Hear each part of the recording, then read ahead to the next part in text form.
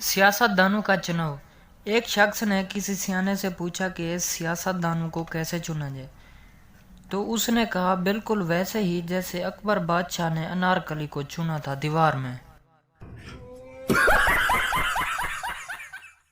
जब अब्बू कहते हैं बैठो ज़रूरी बात करनी है, कसम से वो गुनाह भी याद आ जाते हैं जो कभी किए ही नहीं।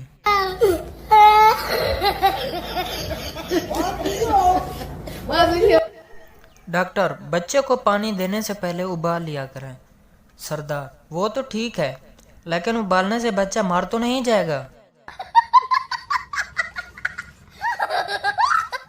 राणे की शादी हुई। राणा साहब दुल्हन के कमरे में गए। वो सारी रात दुल्हन को समझाते रहे कि अम्मी अब्बू का ख्याल रखना है, घर में सबकी इज्जत करनी है, सबका कहा मानना है, किसी से झगड़ा नहीं करना। और फिर ऐसी ही बातें करते करते सो गए। सुबह राणे के वालिद ने राणे को आवाज़ दी, उठ राणे पुत्र, नहा ले। अंदर से दुल्हन की आवाज़ आई, अब्बा जी इस कंजर नू सिर्फ गरारे करा दियो।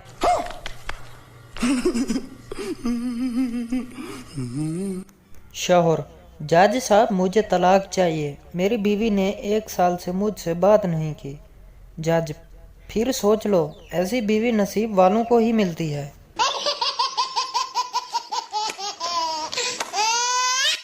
सरदार, परसों मेरी बीवी कुएं में गिर गई, बहुत चोट लगी, बेचारी को बहुत चीख रही थी। दोस्त ने कहा, अब कैसी है? सरदार, अब ठीक है, कल से कुएं में से आवाज नहीं आ रही।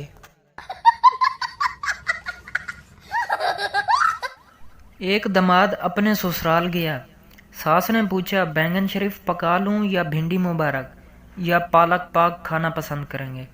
दामाद बोला, मैं गुनहगार बंदा हूँ, बगैर वजू इन मुकद्दस सब्जियों के नाम भी लेने के काबिल कहाँ, बस कोई बेगैरत आवारा सा मुर्गा पका लें। बीवी शौहर से, सुनिए जी, आपका दोस्त एक पागल लड़की से शादी कर रहा है, आप उसे रोकते क्यों नहीं? शौहर ने कहा, मैं क्यों रोकूं, कंजर मैनू रोकिया सी, मेरी वारी ते बड़ा नचिया सी।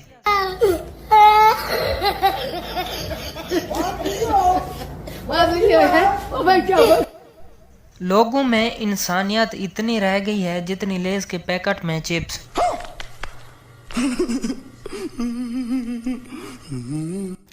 लड़की बोली, मैं जब भी तुम्हें फोन करूं तुम शेव कर रहे होते हो, तुम दिन में कितनी दफा शेव करते हो? लड़के ने कहा, 30-40 दफा। लड़की ने कहा, तुम पागल हो? लड़के ने कहा, नहीं मैं नहीं हूँ।